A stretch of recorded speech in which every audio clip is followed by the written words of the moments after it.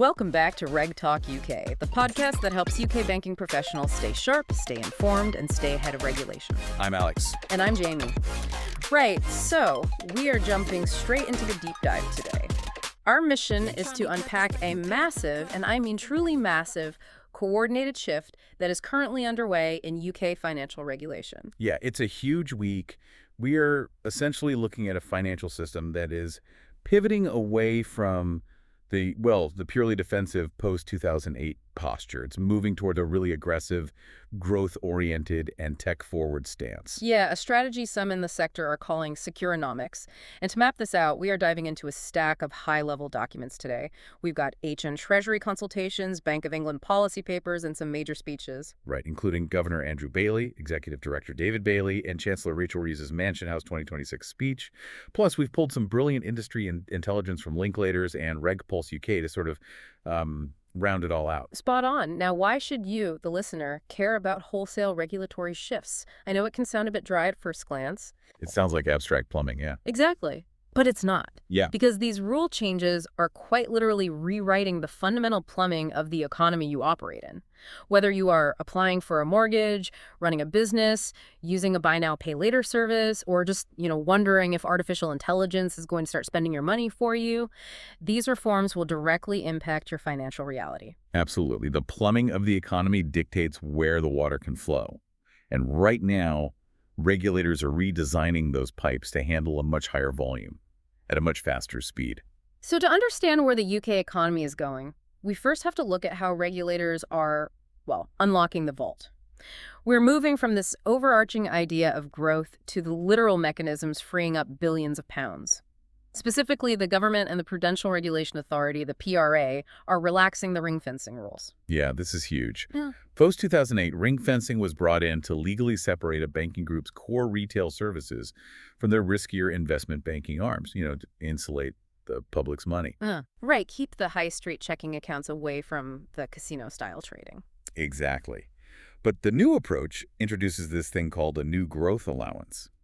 It permits those ring-fenced retail banks to undertake previously prohibited activities up to 10% of their Pillar 1 risk-weighted assets. Okay, let's ground that jargon a bit. For anyone listening who isn't deep in corporate banking, Pillar 1 risk-weighted assets basically means the mandatory financial cushion a bank has to hold in reserve, right? Yeah, it's the rainy day fund.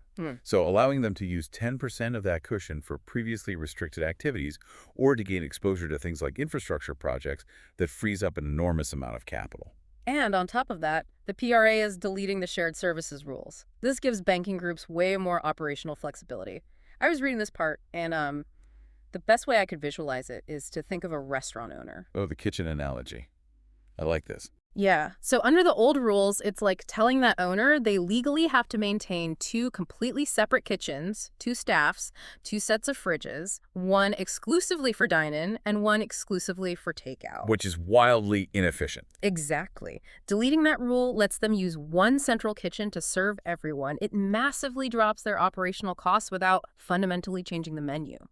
And those cost savings across the ring fence are significant. But the real headline here is the multiplier effect of that new growth allowance. By adjusting the Financial Policy Committee's capital requirement benchmarks, they estimate this will unlock roughly £150 billion in additional lending capacity. $150 billion. That is staggering. And we're already seeing the market react to this, aren't we? Nationwide Building Society has already pledged an extra £40 billion in new mortgages and SME support based on these changes. Yeah, Dame Debbie Crosby was very clear about that $40 billion being a direct result of this unlock. But I have to push back here. It sounds a bit like we're taking the heavy armor off a night before battle. Sure, they can run faster, but aren't they dangerously exposed now? I mean, are we just undoing the post-2008 safety nets that stopped banks from gambling with our money? That is the immediate fear. And it's a completely fair question. Yeah. But Governor Andrew Bailey actually addressed this directly. He explicitly rejected this idea that capital is just a static lump, a lump to be lightened. What does he mean by a lump? Well, people tend to think of bank capital as a finite resource, where reducing it by a pound automatically increases systemic risk by a pound. But the Bank of England's research, and they looked at dozens of academic studies on this, shows that resilience itself has a cost. Right, because holding a pound in a vault means you can't lend it out to a small business. Exactly. Overcapitalizing banks makes it too expensive for them to lend to households. It acts as a massive brake on the economy. Up to a certain point, capital makes a bank safe. Past that point, it just stifles growth. So this isn't reckless deregulation. It's a calculated rebalancing to scrape off the excess friction. Okay, so we're swapping out thick, heavy iron armor for Kevlar. Lighter, more flexible, but relying on smarter engineering rather than just sheer weight. Spot on. And that transition to smart materials that relies heavily on upgrading the underlying technology. Which brings us to the digital frontier. Yes, because if those capital reforms are the fuel for growth, technology is the new engine. We're moving from how much money banks hold to what the very concept of money is actually becoming in the wholesale markets. The UK is aggressively pursuing the tokenization of financial markets. And the prize for leading this is almost unfathomable. The tokenized real-world asset market is projected to reach $88 trillion by 2035. Wait, 88 trillion? That completely dwarfs the entire cryptocurrency market right now. It does. It's massive. And to capture that, the UK is launching DID. That makes us the first G7 country to issue a digital sovereign bond by early 2027. Early 2027. That is right around the corner. Now, the sources say DID will be eligible as collateral in the Bank of England's market operations. But to make this work, the system relies on two things: the singleness of money and finality of settlement. Right. So singleness of money just means a digital pound has to equal a physical pound. It can't fluctuate in value like a speculative crypto token. Finality of settlement means once a digital transaction clears, it's permanent. It can't be rolled back. Okay, I have to point out a quote from Governor Bailey here. He admitted in his speech that, quote, tokenization sounds gimmicky and nerdy. He's not wrong. He's really not. The documents are full of this crypto jargon, programmable money, atomic settlement. Can we cut through the nerd speak for a minute? What does atomic settlement actually look like in the real world? Sure. Let's look at buying a house. Right now, you sign the paperwork, your bank wires the funds, and then there's this nerve-wracking time gap. Intermediaries check ledgers. The title company confirms the deed. It takes hours, sometimes days. And time gaps create risk? Exactly. Atomic settlement eliminates the gap.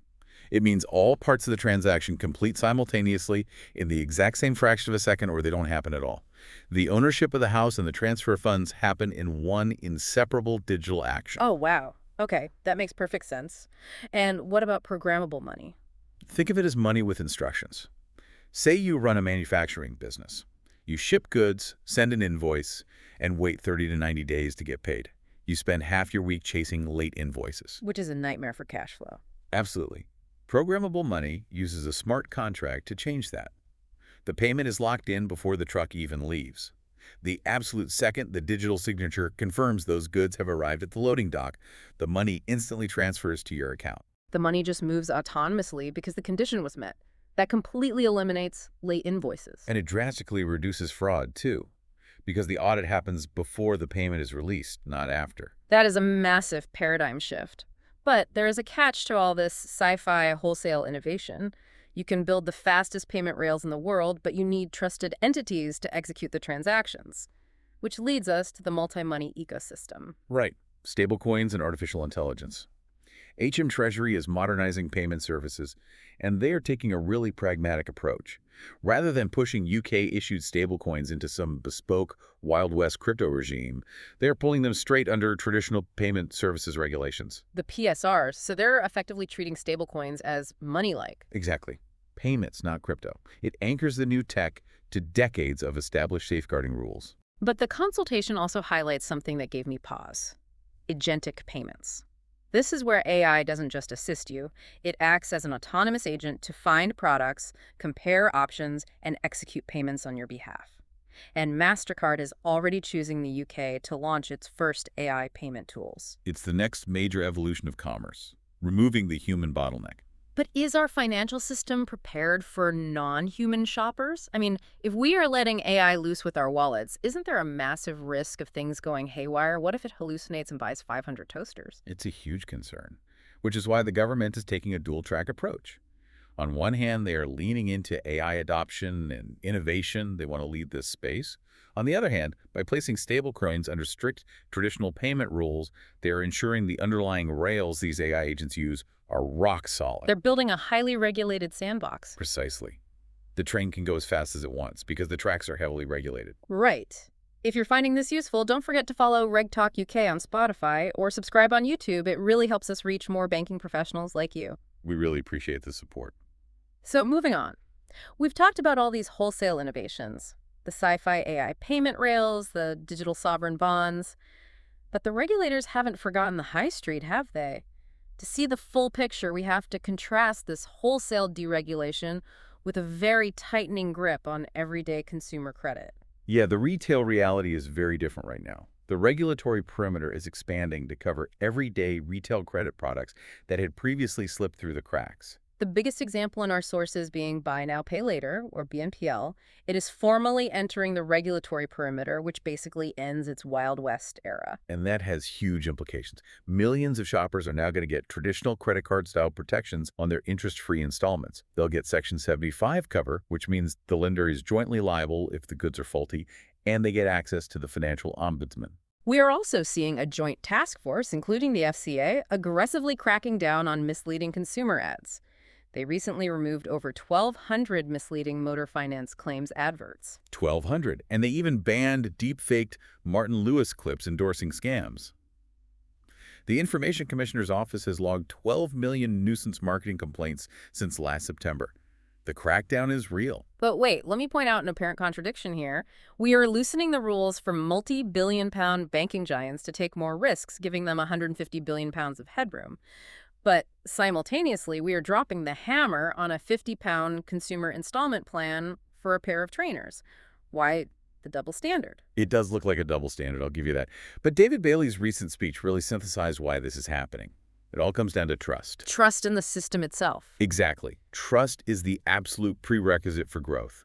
If everyday consumers get burned by predatory BNPL schemes or they get scammed by a fake car finance ad on their phone, they lose faith in the entire financial ecosystem. And if they lose faith at the retail level, they are never going to adopt the wholesale innovations. Right. Without robust trust on the high street, all the grand wholesale plans, tokenized deposits, AI payments, digital bonds, they will completely fail to achieve public adoption. Regulators are dropping the hammer on retail to buy the social license they need to innovate in wholesale. You can't ask someone to trust an autonomous AI with their bank account if they can't even trust the ads on their timeline. That makes total sense. It's securing the foundation so you can build the skyscraper. Brilliant.